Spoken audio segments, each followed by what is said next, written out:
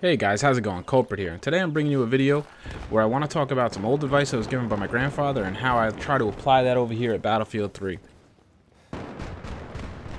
My grandfather used to do a lot of woodworking. He had a wood shop, like to put together furniture, things like that, and as a kid I spent a lot of time over there with him. My father was a woodworker, carpenter too, and he used to always tell me, slow down, work slow to go faster. And you know, as a kid, it was lost on me, I didn't understand, but obviously I absorbed it.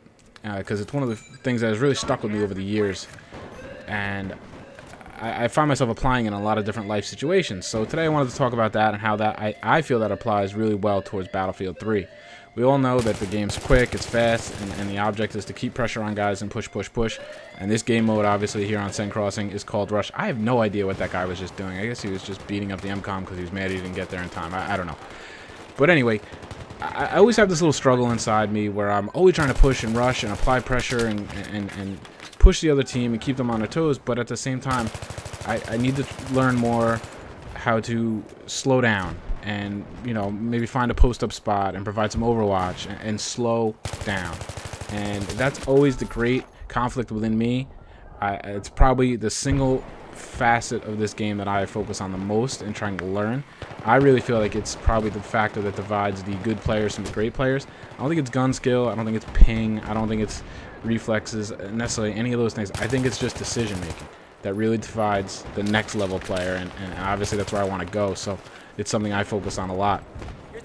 So like I said, he used to always tell me that, you know, if you take your time and you check your measurements and you make sure your cuts are perfect. I don't really know what went on in here, this is kind of crazy. You make sure your cuts are perfect and you just take your time. In the end, when you go to assemble everything, it's going to go together perfectly and quickly and easy and look outstanding. Whereas if, you know, take your measurements as, that's close enough, you're sloppy with your cuts and you're just rushing through the whole process, when you get to the end and you try to put it all together, it's going to look sloppy, it's going to take you a lot more time, and you're going to end up wasting a lot more time in the end, even though you were trying to move faster, you were rushing and all these things. So I think you can see where I'm going here in Battlefield 3, that if you're not just sprinting full force and you know, if you're taking your time a little more, as you see here, I'm a little more methodical about how I'm running up. I'm following the front line a little bit more. I'm right there. You know, I got my MCOM arm. I always like to get another one or two, but sometimes it doesn't work out. But you see, I take a little more time. I use a little more cover. I might take a little weirder route, but that, in the end, I feel, gets me there faster. And I know some of you probably go, what the hell are you talking about? You drunk, Kulprit? What's going on? But I think a lot of you probably know what I'm talking about. A lot of the biggest mistakes I see a lot of people making, including myself, is running too much, sprinting too much, running around corners, rushing too far ahead of your team. You know, you get up, you might even get that 3-4 piece, you know, kill streak.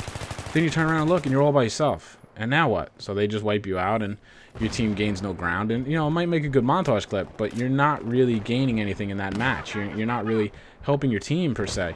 So a lot of times, like here, you see me, I'm just checking to make sure my team's come up, and you get a little pick right there. But I'm trying not to get overextended. Here I'm playing actually with a really nice squad. I'm actually playing with two subs, Mandalore 100 and Jouets. I'm assuming that's how you say his name. I'm not even certain. These guys are great in support with me. They also had really good rounds. And you can see we're all working pretty tight. We're trying to work this left flank. Working together, but nobody's really running like crazy. I'm a little crazy right here, but I end up getting away with it. But, you know, we're pushing, we're applying pressure, but nobody's getting too overextended. And I think that's the key, especially with Rush, because you can take such a big penalty if your team gets, you know, your squad gets wiped out and you have to go back to spawn. I hate these stairs. I'm trying to push them, I'm trying to check them out, but you see here, I kind of get caught in the wash. And I take a couple bad deaths. You know, I got a team that's helping me out, but all I want to do at this point is get the heck out of here, and I just can't even do it. Trying to find the cover. You guys all know these stairs. It's just, I don't even know why I went in there in the first place. I was hoping to maybe catch them, not ready. But here you see, I see they're spawning right there. There's multiple guys up at the top of the stairs. So I know that plowing up those stairs is going to be a pretty difficult task. So let's go flank. And this is what I love to do. I particularly love this route. I don't know why people don't really look this way more than they do. I usually have a really good amount of success when I do make this run. Even though here it's so dark, it's really hard to see. So I like to duck in here, kind of collect myself. My partner went there to the left, and he got chewed up. There's one guy still there, but you see a couple guys are down. We all had the same idea, all did the same thing. But it's about establishing a presence in here now. Now that we're in here, we're behind them. It's just about trying to get them, thin them out, and hopefully the guys can come up the stairs and help us. So there, like I said, I didn't run around trying to get all the kills. I took it a little slow. I tried to provide a spawn point. Tried to get some revives more than get kills. Here you see I just get a little overrun. They just spawned in there. I was trying to hunker down in the corner a little bit and just kind of collect myself. Doesn't always work. You always don't get the time. But you see I was able to spawn right back in.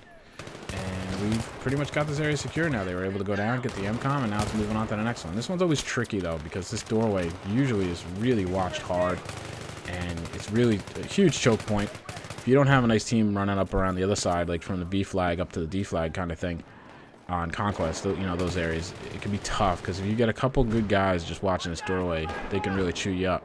You can go all the way back down the staircase and around. It's a long run, but if you got to do it, that's what you got to do. And you can come from their flank and kind of get them up the steps a little bit. Here I just decided I'm not going to wait any longer because the longer we wait, the longer we let them get set up.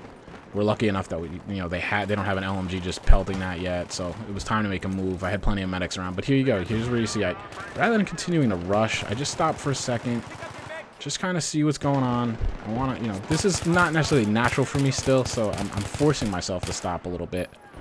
But you see guys running by me, and usually I kind of like that because they're kind of like the canary in the mine shaft where if they run up and they're and they stay alive, I know I can push up kind of behind them. But if they go up and they get killed right away, then I know to really take my time. And that's why I see the squad mate up there die.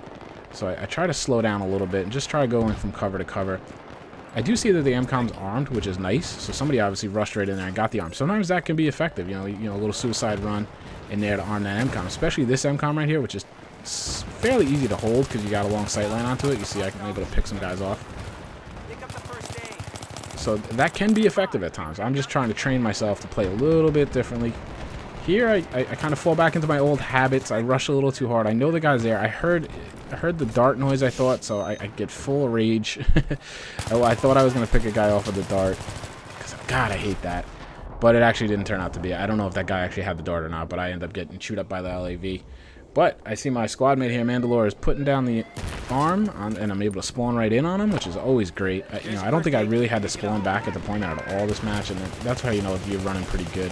This is my favorite little spot over here. Once you've got it armed, it's really just a great spot. It's so hard to get people out of here, especially if you've got a med pack, and you're just able to pick them off as they come. All in all, I had a really good team, and we were really effective. We ran right through these guys pretty quick. It's hard to defend this one, I find. I have some hard time with that, too. So, I hope you guys enjoyed the gameplay. I hope you enjoyed my little life lesson there that I'm trying to adapt to Battlefield 3, where I'm trying to go a little slower so that in the end, I'm actually overall moving faster. I'm seeing good results with it. I think it will work. It's all about finding the balance and finding the right moments to rush like hell and put pressure and maybe tear up into the defense and create a gap. And then other times where you want to stop, hunker down, find a nice little overwatch spot, just get an idea what's going on, where the flow is, and then picking your move. So it's not all about rushing all the time is basically the bottom line. And you got to pick your moments, and it's something I'm always learning. So thanks a lot, guys. I appreciate you watching. I appreciate you taking the time. If you could be so nice as to rate, comment, subscribe, it really helps me out. And I will talk to you next time, guys. Thanks a lot. Take care.